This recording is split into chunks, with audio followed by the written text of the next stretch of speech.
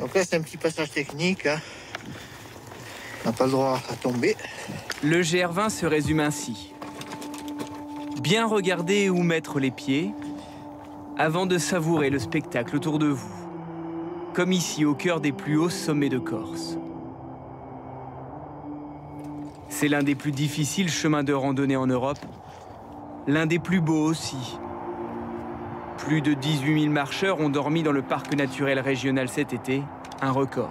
On a eu du chaud, du froid, du vent, de la pluie, ouais, et à chaque fois des beaux paysages.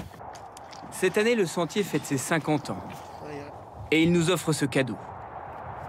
Quelques minutes de marche, si proche des mouflons. On les voit plutôt le matin à la fraîche ou le soir quand le soleil se couche et on a des meilleures températures pour eux.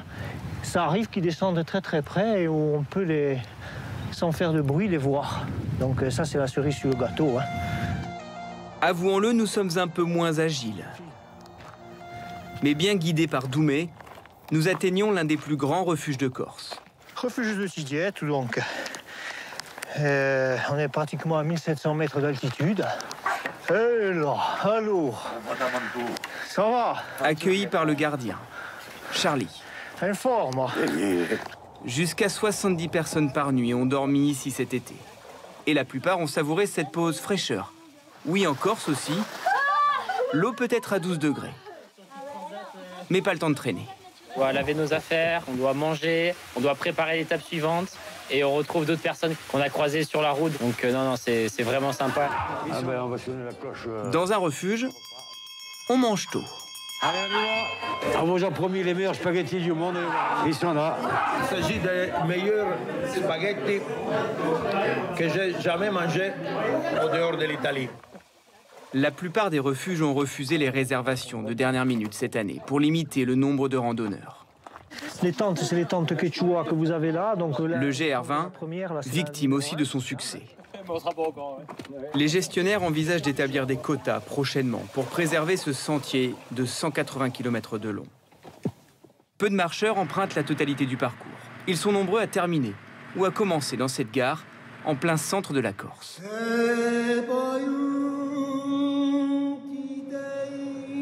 Nous rejoignons la côte, comme ça, à bord du petit train, comme l'appellent les Corses.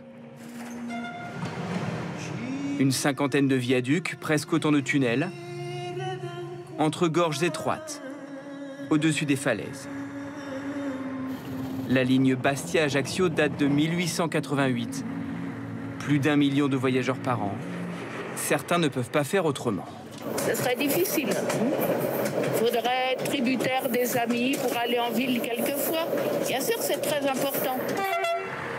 Nous pensions avoir trouvé le meilleur moyen pour découvrir l'île et ses beautés. Mais tout au sud de la Corse, voici un décollage unique. Directement sur l'un des plus beaux parcours de golfe d'Europe. Survol de Spérone, la Méditerranée turquoise, ses rochers de calcaire, autour de la ville de Bonifacio. L'un des lieux préférés de ce photographe.